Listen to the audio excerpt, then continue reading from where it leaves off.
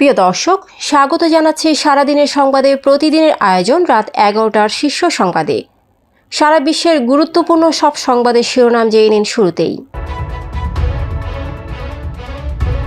ট্রাম্পের শপথ অনুষ্ঠানে চীনের সিকে আমন্ত্রণ, নাম নেই নরেন্দ্র মোদীর। জনগণ চাইলে নির্বাচনে অংশ নেব বললেন সার্জিস আলম। ভারতীয় পেঁয়াজের বীজে ফরিদপুরের কৃষকদের সর্বনাশ। কর্মকর্তা কর্মচারীদের সামাজিক যোগাযোগ মাধ্যম ব্যবহারে সতর্ক করল সরকার। বহু বছর পর পাকিস্তান সফরে সেনাবাহিনীর প্রতিনিধি দল। ফেসবুকে নিজের সম্পদের বিবরণ দিলেন প্রধান উপদেষ্টার প্রেস সচিব। রাষ্ট্রপতি পদে নির্দলীয় ব্যক্তিকে দেখতে চান ৮০% মানুষ, জরিপ। HMP ভাইরাস নিয়ে আতঙ্কজনক খবর দিল যুক্তরাষ্ট্র। ২২,০০০ টন চাল নিয়ে মিয়ানমার থেকে জাহাজ এলো চট্টগ্রামে। ছাত্রদলের মার্চ ফর জাস্টিস কর্মসূচি ঘোষণা। প্রিয় দর্শক, এবারে জেনে নিন বিস্তারিত। ফ্যাশন ব্র্যান্ড মানে আর্ট। চলতি বছরের ২০শে জানুয়ারি যুক্তরাষ্ট্রের নতুন প্রেসিডেন্ট হিসেবে শপথ নেবেন ডোনাল্ড ট্রাম্প। এ অনুষ্ঠানে আন্তর্জাতিক অতিথিদের তালিকায় অনেক কূটনীতিক থাকলেও সাধারণত রাষ্ট্র ও সরকার প্রধানদের আমন্ত্রণ জানানো হয় না। তবে ট্রাম্প প্রচলিত রীতি অনুসরণ না করে কট্টর ডানপন্থী ও জাতীয়তাবাদী রাজনীতিবিদদের আমন্ত্রণ জানিয়েছেন। চীনের প্রেসিডেন্ট সি জিনপিং আমন্ত্রণ পেলেও নাম নেই ভারতের প্রধানমন্ত্রী নরেন্দ্র মোদীর। বৈষম্য বিরোধী ছাত্র আন্দোলনের অন্যতম সমন্বয়ক ও জুলাই স্মৃতি ফাউন্ডেশনের সাধারণ সম্পাদক সার্জিস আলম বলেছেন, আমরা মানুষের চাওয়া নিয়ে কাজ করেছি। সব কর্মসূচি ছিল মানুষের পালস বুঝেই। মানুষ এখন চায় আন্দোলনের নেতৃত্ব দেওয়া তরুণরা তাদের প্রতিনিধি হয়ে সংসদে প্রতিনিধিত্ব করুক।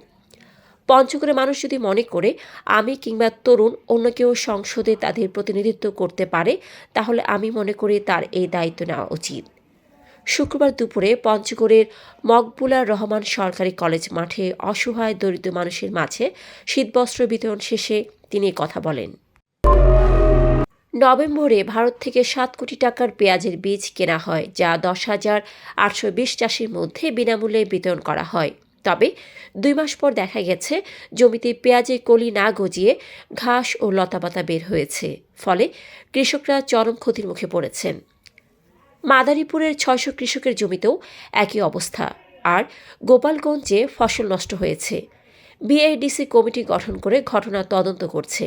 কৃষকদের অভিযোগ, নিম্নমানের পেঁয়াজের বীজ কেনার কারণে এ পরিস্থিতি তৈরি হয়েছে। সামাজিক যোগাযোগ মাধ্যম ব্যবহারে সরকারি কর্মকর্তা কর্মচারীদের সতর্ক থাকার নির্দেশনা দিয়েছে সরকার। বৃহস্পতিবার জনপ্রশাসন মন্ত্রণালয় থেকে এই আদেশ দেওয়া হয়। আদেশে বলা হয়, কিছু সরকারি কর্মকর্তা কর্মচারী সামাজিক যোগাযোগ মাধ্যমে তাদের ব্যক্তিগত অ্যাকাউন্টে সরকারি প্রতিষ্ঠানের সামাজিক যোগাযোগ মাধ্যম ব্যবহার নির্দেশিকা ২০১৯ লঙ্ঘন করে বিভিন্ন তথ্য শেয়ার ও বিব্রতকর স্ট্যাটাস পোস্ট করছেন। এসব কর্মকাণ্ড সরকারি চাকরির আচরণবিধির পরিপন্থী এবং জাতীয় নিরাপত্তার জন্য হানিকর হতে পারে। বাংলাদেশ সেনাবাহিনীর শীর্ষ পর্যায়ের একটি প্রতিনিধি দল পাকিস্তান সফরে গিয়েছে, যা বহু বছর পর ইসলামাবাদে বাংলাদেশের সশস্ত্র বাহিনীর প্রথম সফর। প্রতিনিধি দলের নেতৃত্বে ছিলেন lieutenant general SM Kamrul Hasan. ১৪ জানুয়ারি রাওয়ালপিন্ডিতে পাকিস্তান সেনাবাহিনীর জেনারেল সদর দপ্তরে বৈঠক করেন তারা। পাকিস্তান ভিত্তিক দ্য এক্সপ্রেস ট্রিবিউন এই সফরকে বিরল বলে উল্লেখ করেছে। প্রতিবেদনে বলা হয়, শেখ হাসিনার শাসনামলে দুই দেশের সম্পর্ক স্থবির থাকলেও তার উৎখাতের পর সম্পর্কের উন্নতি ঘটেছে। অন্তর্বর্তী সরকারের প্রধান উপদেষ্টা ড. ইউনূসের প্রেস সচিব শফিকুল আলম তার সম্পদ বিবরণী ফেসবুকে প্রকাশ করেছেন। ফেসবুক পোস্টে তিনি জানান, তিনি 2000 সালে উত্তরাধিকার সূত্রে 150 বর্গফুটের একটি ফ্ল্যাট পান এবং 2014 সালে শাহিনবাগে 1100 বর্গফুটের ফ্ল্যাট কেনেন। তার ব্যাংক অ্যাকাউন্টে 1,14,00,000 টাকা সঞ্চিত এবং গ্রামে 40% আবাদি জমি রয়েছে। ঢাকায় গাড়ি চালানো ও ড্রাইভারের মাসিক খরচ 50,000 টাকা।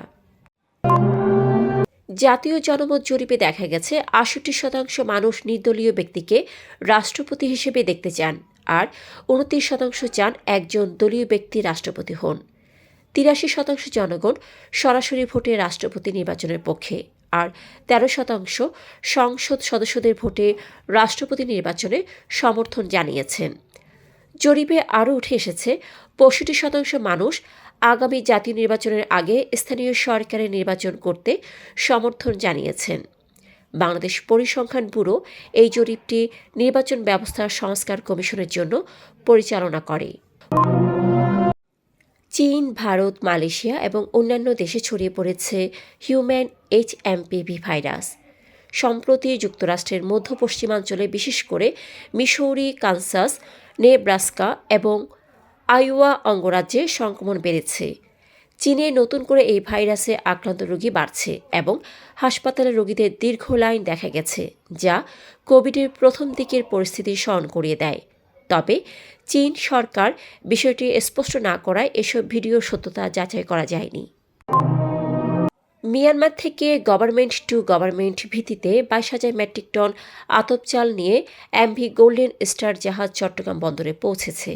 খাদ্য মন্ত্রণালয়ের সিনিয়র তথ্য অফিসার ইমদাদ ইসলাম জানান, এটি বর্তমান অন্তর্বর্তী সরকারের আমলে মিয়ানমার থেকে আমদানি করা চালের প্রথম চালান। তিনি আরও বলেন, জাহাজে থাকা চালের নমুনা সংগ্রহ করে ভৌত পরীক্ষা শেষে দ্রুত খালাসের কাজ শুরু হবে। এই জন্য ইতোমধ্যে প্রয়োজনীয় ব্যবস্থা গ্রহণ করা হয়েছে।